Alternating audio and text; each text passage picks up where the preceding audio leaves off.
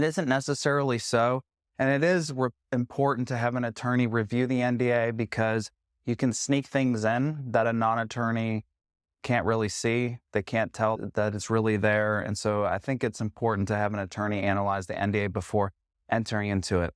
Once you enter into the NDA, then the seller feels more comfortable exchanging some basic information with the buyer. So then the buyer can further determine whether they're interested in purchasing the business. So this will be some financial statements, other things about the business, questions about how it's run, salary, payroll, things like that, so the buyer can evaluate the business.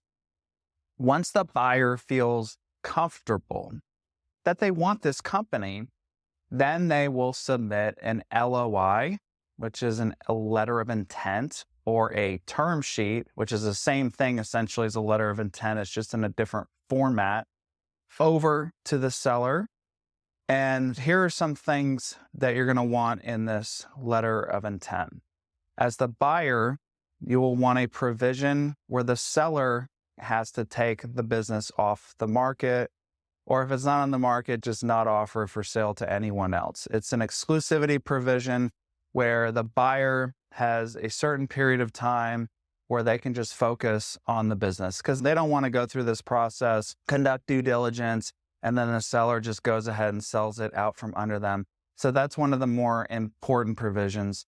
Also, if the buyer wants certain provisions of the letter of intent to be binding, they can state this in the letter of intent, because typically letters of intent are not binding. They're really psychologically binding.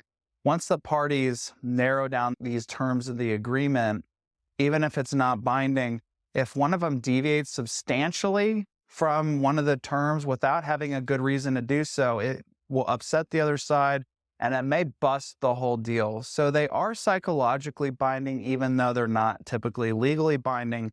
But if there's some things in there that are ultra, ultra, ultra important to you, then you as the buyer should make them binding.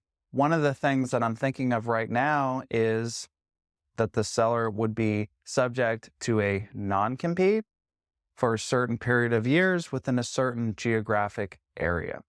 And the reason that this would be important to a buyer is because it would be catastrophic for a buyer to pay millions of dollars to a seller, thinking that the seller is just going to retire from the business, and then the seller pockets the money and starts a competing company against the buyer.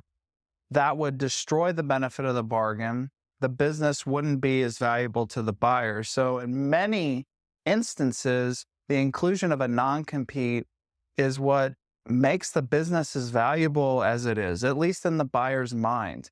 It ties up that goodwill, and it's really important to have in the process. And non-competes are under attack. The FTC are attacking non-competes, but even the FTC carved out an exception for sellers of businesses because it's really important.